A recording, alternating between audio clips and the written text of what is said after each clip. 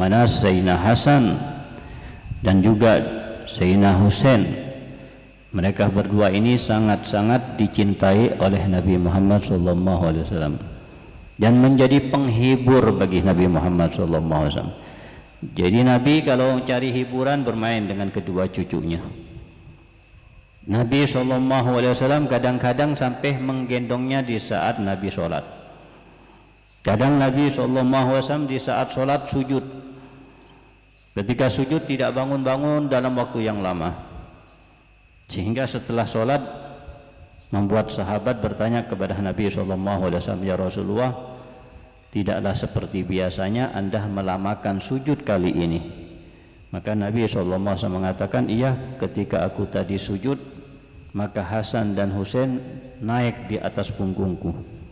Maka aku tidak ingin mereka berdua untuk turun daripada punggungku, kecuali mereka sendiri yang turun daripada punggungku. Ini bagaimana akhlak daripada Nabi Muhammad SAW. Bagaimana kasih sayang Nabi Muhammad SAW dengan anak kecil. Ya mungkin zaman sekarang belum tentu. Ada yang sholat khusyuk, sujud, saat sujud tahu-tahu dinaikin punggungnya, tahu-tahu diinjak-injak punggungnya, tahu-tahu diberikan atau dinaikin punggungnya sampai waktu yang lama ya. Nabi dalam waktu yang lama itu, Nabi sujud, Nabi sholat, dan Nabi khusyuk, tidak mengangkat kepalanya dari sujud karena rahmat dan kasih sayang Nabi SAW kepada kedua cucu beliau. Ya, mungkin sebagian akan mengatakan, loh, kenapa kok sholat dibiarkan anak kecil naik di punggungnya? Mungkin juga ada yang bertanya, loh, kenapa kok sholat tapi anak kecil itu berada di atasnya? Bukankah anak kecil itu biasanya najis? Biasanya anak kecil itu tidak menjaga daripada najis, tidak menjaga daripada kencing, atau mungkin belum disucikan kemaluannya ketika kencing dan lain sebagainya.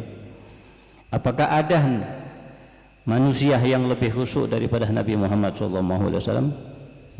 Apakah ada yang lebih takwa dengan Nabi Muhammad daripada Nabi Muhammad? Tidak ada. Dan tidak ada manusia yang lebih menjaga ibadahnya, sholatnya, yang lebih baik, lebih sempurna daripada Nabi Muhammad SAW.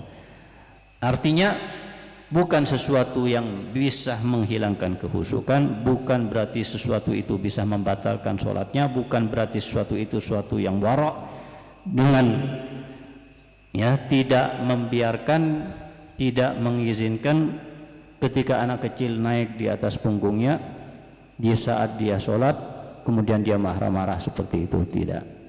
Inilah contoh bagaimana Nabi Muhammad SAW.